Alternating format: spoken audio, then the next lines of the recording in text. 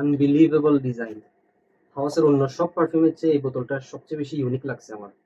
সামনে পেছনে দুই দিকেই সাপের চামড়ায় যেরকম আঁশ আঁশ থাকে এরকমই অনেকটা। কালারটা খুব সুন্দর হয়েছে, গোল্ডেন। এলিক্সিরের মতো কিন্তু আয়নার মতো নয়, এলিক্সিরে কিন্তু আয়নার মতো ছিল। বিউটিফুল। স্প্রে অ্যাটমাইজারটা টেস্ট করি, বোঝাই যাচ্ছে না। ও অ্যামেজিং, এটা শীতে কাঁপাই ফেলবে ভাই।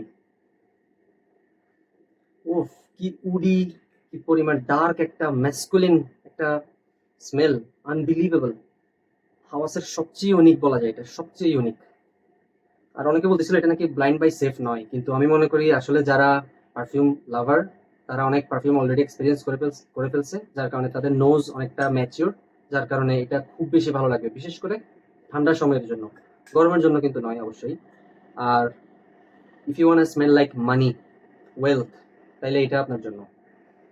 এটা কিন্তু খুব নিশ আর রিচ ফ্রেগ্রেন্স মনে হচ্ছে। মানুষ কিন্তু বুঝতে পারবে না, যারা চেনে না, আগে কখনো এক্সপিরিয়েন্স করে নাই, তারা কিন্তু বুঝতে পারবে না যে এটা আপনি জাস্ট একটা সামান্য একটা 4,000 টাকা 4,500 টাকার একটা পারফিউম ইউজ করতেছেন। এটা কিন্তু আনবিলিভেবল লাগতেছে আমার কাছে। এটা মাস্ট ট্রাই, বেশিরভাগের জন্য মাস্ট ট্রাই, কিন্তু যারা নতুন পারফিউম ইউজার তাদের জন্য অবশ্যই নয়। অবশ্যই আপনারা যারা ম্যাচিওর, অনেকগুলো পারফিউম ইউজ করছেন আগেও, তাদের জন্য এটা আমি সাজেস্ট করবো। আসসালামু আলাইকুম।